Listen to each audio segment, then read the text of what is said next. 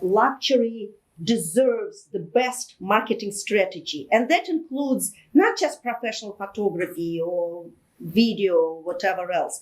It starts from the beginning, from the moment you open the door, from professional staging, from making sure that the house smells good, looks good, the flowers are fresh.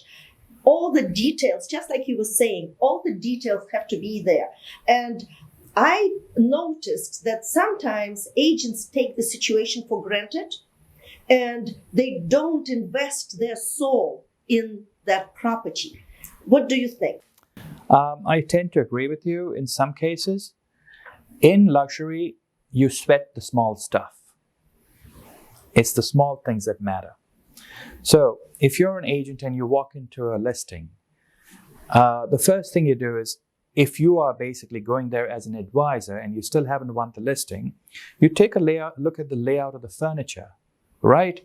And if you've got a fabulous balcony out there and you've got clutter in front of the balcony, on your way to the balcony, you don't want that to basically hinder someone from trying to go and take a look at the view outside. So things like that, how to stage, should come naturally to you. I'm not saying that you should compete with a professional stager, but you must have enough working knowledge of how to have a flow in the house. Mm-hmm. Artwork, you don't want it to be very heavy when you're showing listings because you don't want to influence people if they see a Marxist-Leninist type artwork in a swanky condo. It's sending the wrong message, all right? But the fact is that someone who's a diehard capitalist sees that one painting and develops a negative feeling about that place. It's nothing wrong with the bones of the house. Mm-hmm. That artwork has turned that person off. So small things like that, I'm not saying make the house completely bland, but keep in mind who your target is. So when you launch a product, you always understand and identify a target market. So when you have a condo or a house or an estate, in your mind or even on paper, put together a plan for who the target market is and what would appeal to that particular market. You can't be all things to everybody. And start from there. And that's how you basically build a profile of your target. And then what would this target like, right? Is it a single person? Is it a retiree? Is it newly divorced? Is it empty nesters? And then you design your materials, your marketing, your media plans around that. Same thing with interior design and decoration. Invest a little bit.